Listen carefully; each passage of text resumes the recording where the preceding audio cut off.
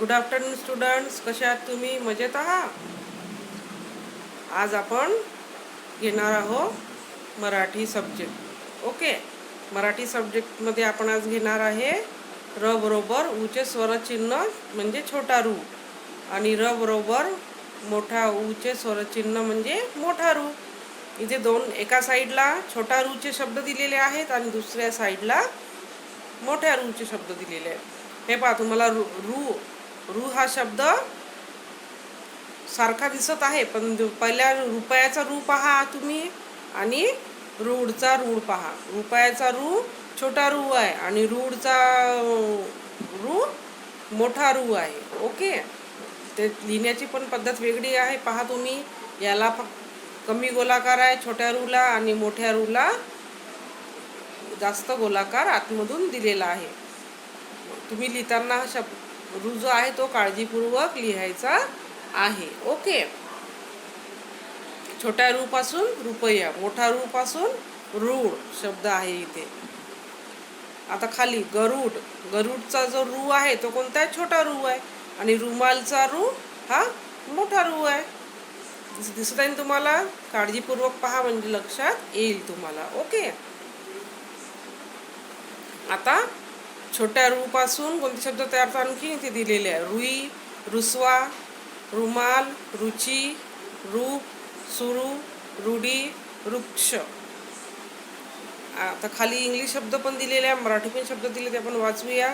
रुई म्हणजे कॉटन, रुसवा म्हणजे bad humour, रुची म्हणजे टेस्ट, रुमाल म्हणजे हँडकर्चीफ, रूप म्हणजे अपीरियन्स, सुरू म्हणजे स्टार्ट, रूढी म्हणजे ट्रेडिशन, वृक्ष म्हणजे ड्राय डल.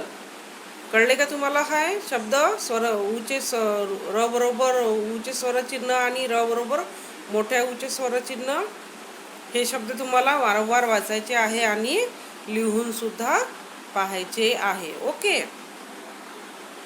आता आपण रुचीचा माहिती आहे तुम्हाला?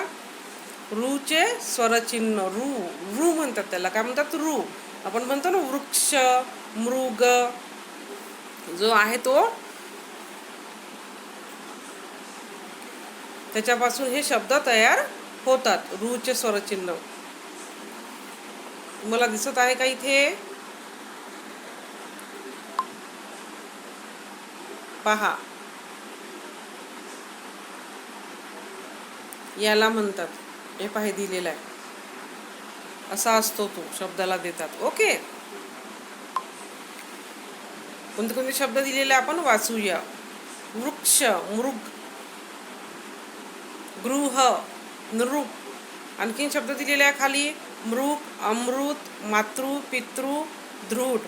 आणि त्याचेच मोठ्या आपल्या हे ऋषी रूपासून तयार होणारे आणखीन शब्द आहेत, त्याचे इंग्लिश वर्ड सुद्धा दिलेले आहे. अमृत, ॲम्ब्रोसिया, मातृ, मदर, पितृ, फादर, कृषी, ॲग्रिकल्चर, तृण, ग्रास, वृषभ, बुल, कृपा, ब्लेसिंग्स, कृपन, पेनी, पिंचर, दृढ, स्टेबल, पृथ्वी, अर्थ.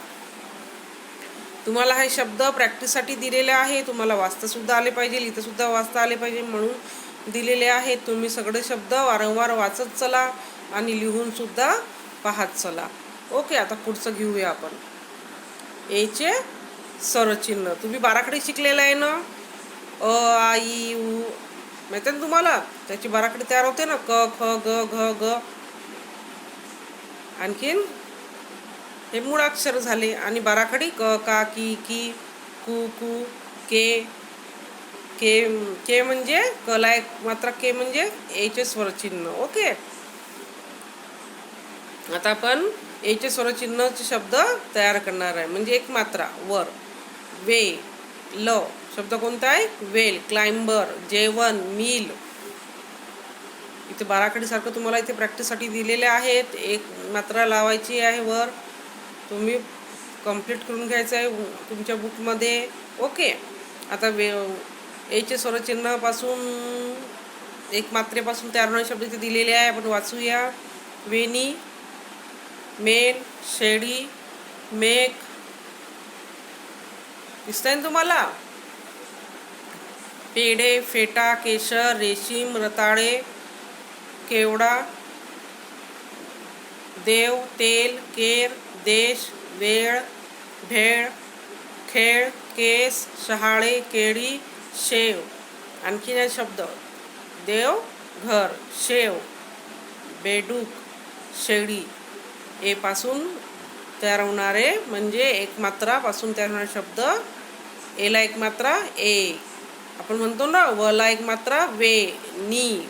मला एक मात्रा मे, न. असं एक मात्रा. हे तुम्ही के जी 2ला असं वाचायचे, पण आता असं वाचायचं आहे का तुम्ही सेकंडमध्ये गेलेले आहेत. डायरेक्ट वाचायचं आहे तुम्ही रीडिंग करताना. वेणी, मेन, शेळी, मेघ असं डायरेक्ट वाचायचं आहे. चला याच्यापासून तयार होणारी एक्सरसाइज पाहूया आपण. इथे कोडाक्षरं दिलेले आहे पहा तुम्हाला. कोडं दिलेलं आहे, मी तुम्हाला सॉल्व करून दाखवलेलं आहे. आडवे शब्द कोणते आहे? चेला.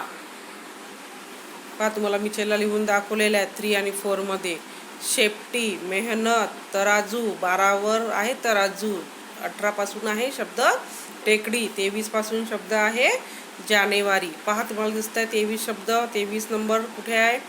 तिथून जानेवारी शब्द लिहिलेला आहे. उभे शब्द कोणते तयार केले आपण इथे दिलेले आहेत त्यांनी आपण लिहिलेले आहे. नंबर 1 मध्ये 1 पासून गणवेश, नंबर 3 पासून चेहरा, नंबर 5 पासून शेतकरी. ओके. अंताक्षरी पण आहे. Second question. एकता, ताजा, जादू, दूर, मेहनत, तप, पराजय, यम, गणेश, शहर, रविवार आणि रमेश. असे आपण अंताक्षरी इथे ही पूर्ण केलेली आहे. आता अक्षरे मागे पुढे करून शुद्ध शब्द लिहा. तसे शेत, ळीशे शेळी, रके केर, डेबक कपडे, हचेरा चेहरा, शेटीप शेपटी, शेपटी. शेपटी माहिती आहे ना तुम्हाला? ॲनिमल्सला शेपटी असते, तो शब्द आहे तो. ए पासून एचे स्वरचिन्ह योग्य ठिकाणी लिहा. कशर केशर, भड भेड, रेशीम, वनी वेणी, दस देश, कवडा केवडा. फुलाचं नाव आहे. चराह चेहरा, शटीप शेपटी. रेशीम म्हणजे आणखी खाली शब्द दिलेले आहेत इंग्लिशचे. रेशीम सिल्क, मेन वॅक्स, शेळी गोट, मेघ क्लाउड, फेटा टर्बन, केर वेस्ट, केशर सॅफ्रॉन, देश कंट्री. ओके. चला आता पुढचा शब्द पाहूया आपण. इथे शब्द नाही आहे, इथे काय आहे? तुम्हाला कविता दिलेली आहे अभ्यासाला. ओके. आपण खूप साऱ्या कविता घेतलेल्या आहेत तुमच्या बुकमध्ये, जेवढ्या होत्या तेवढ्या. त्या तुम्हाला वारंवार लिहायच्या पण आहेत, वाचून पण पाहायच्या आहेत आणि लर्न करायच्या सुद्धा आहेत. ओके. आता या कवितेचं नाव काय आहे? आमची बाग. बाग म्हणजे तुम्हाला माहीत आहे का? गार्डन. मोठ्या मोठ्या सिटीमध्ये गार्डन असतात, तिथे मुलं खेळायला जातात. तिथे वेगवेगळे खेळण्याचे इन्स्ट्रुमेंट असतात. तसे घसरगुंडी, झुला, सीसॉ माहिती आहे ना तुम्हाला? तिथे बाग असते. बागेमध्ये काय असतं? खूप सारे झाडं असतात की नाही? मोठी मोठी झाडं असतात. तिथे ग्रीनरी असते, ग्रास लावलेला असतो. तुम्ही तिथे खेळत असता, हो की नाही? पण ही जी बाग दिलेली आहे ती कशी आहे? आमची बाग. बाग म्हणजे आपण कोणाकोणाकडे मोठं जागा असते तर तिथे खूप सारे वेगवेगळ्या फळांची फुलांची झाडे लावतात की नाही? बऱ्याच जणांना आवड असते, तर मग ते गार्डन तयार करतात आपल्या घराच्या समोर. तसंच तशाच एका बागेचं वर्णन या कवितेत केलेलं आहे. ही कविता मी तुम्हाला सर्वप्रथम वाचून दाखवते. तुम्ही पण माझ्या मागे मागे म्हणायची आहे. ही आमची बाग आहे. बागेत झाडे आहेत, फळे व फुले आहेत. माळी दादा बागेत आहेत, झाडांना पाणी देत आहेत, नवीन झाडे लावत आहेत. बागेत गुलाब आहे, जाई जुई चाफा आहे. बागेत पेरू सीताफळे आहेत, केळी आवळे चिकू आहेत. बागेत फुलपाखरे आहेत, नाचत बागडत आहेत. बागेत तळे आहेत, खूप खूप मासे आहेत. खूप मजा करूया, आपण सारे खेळूया. बागेत काय काय आहे? बागेत काय आहे? झाडं आहेत, फळ आणि फुलं आहेत, माळीदादा म्हणजे कोण? गार्डनर म्हणजे याचा अर्थ माहिती आहे का तुम्हाला? जो बागेची देखभाल करतो, पाणी देतो, झाडं लावतो आणि प्रत्येक झाडाची आपल्या लहान मुलासारखी काळजी घेत असतो, त्याला म्हणतात माळीदादा. ओके. झाडांना माळीदादा काय करतो आहे? पाणी देऊन राहिला आहे, नवीन झाडं सुद्धा लावतो आहे. बागेत काय काय आहे? आणखीन गुलाबाची फुलं आहे, जाई जुईची फुलं आहेत, आणखीन फळं पण आहेत. कोणकोणती फळं आहेत? पेरू, सीताफळ आहे, केळी, आवळे, चिकू आहेत. बागेत तुम्हाला माहीत आहे, जिथे सुंदर बाग असते तिथे नीटनेटकं असते, तिथे फुलपाखरं, पक्षी पण येतात, माहिती आहे ना तुम्हाला? तर तिथे फुलपाखरे पण आहेत, नाचत बागडत आहेत. बागेत तळे आहेत, तळे म्हणजे तलाव, पॉन्ड. खूप मासे आहेत, तिथे खूप सारे मासे सुद्धा आहेत. खूप मजा करूया आपण, सारे खेळूया. काय म्हणत होती मुलं? इथे खूप मजा करू आपण, सगळे खेळूया. ओके. आता तुम्हाला काही शब्दार्थ दिलेले आहे खाली, त्याचे इंग्लिश वर्ड सुद्धा आहेत, ते वाचूया आपण. खेळू, प्ले, मजा करू, फन, मासे, फिश, तळे, पॉन्ड, आवळे, आमला, केळी, बनाना, फुलपाखरे, बटरफ्लाय, सीताफळ, कस्टर्ड ॲपल, पेरू, गवा, गुलाब, रोज, जाईजुई, जॅस्मिन, माळीदादा, गार्डनर, फुले, फ्लावर्स, फळे, फ्रूट्स, झाडे, प्लांट्स, रताळे, स्वीट पोटॅटो. कळली का ही तुम्हाला कविता? सोपी आहे ना? तुम्ही वाचा वारंवार, तुमच्या शब्दाची प्रॅक्टिस होईल आणि तुमची कविता सुद्धा पाठ होईल. ओके. चला आपण पुढचा पेज पाहूया. या कवितेवरची एक्झरसाइज दिलेली आहे इथे. इंग्लिश शब्द लिहा. झाडे, प्लांट, फळे, फ्रूट, फुले, फ्लावर्स, पेरू, गवा, केळी, बनाना, खेळू, प्ले. मराठी शब्द लिहा. पॉन्ड, तळ, तळे, ऑल, सगळे, आमला, आवळा, फिश, मासे, प्ले, खेळणे, वेस्ट, वाया जाणे. आता रिकाम्या जागा दिलेल्या आहेत. माळीदादा बागेत आहे, नाचत बागडत आहे. तिसरी, खूप मजा करूया आपण, सारे खेळूया. आता कंसातील शब्द चित्राखाली लिहा. वेल, देऊळ, पेन, फळे, रताळे, बेडूक, फुले, कारले, मडके. हे तुम्हाला अभ्यासासाठी मी तुम्हाला देणार आहे होमवर्क म्हणून. तुम्ही ते लिहायचं आहे, स्वतःच्या हँडरायटिंगमध्येच लिहायचं आहे आणि मला होमवर्क पाठवायचं आहे. तुम्ही वाचत चला, फक्त लिहायचं आहे का? नाही. 5 टाईम वाचा, 10 टाईम वाचा, नंतर रायटिंग वर्क करा होमवर्कचं. ओके. तुम्ही वारंवार वाचाल तर तुम्हाला रीडिंग सोपं जाईल.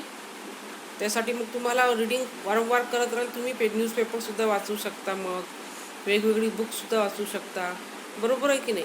आता तुम्ही सेकंडमध्ये गेलेले आहेत, तर तुम्हाला वाचता आलंच पाहिजे. मी तुम्हाला फर्स्टमध्ये पण वारंवार सांगत आली, रीडिंग इज मस्ट. आता पण सांगत आहे, रीडिंग इज मस्ट.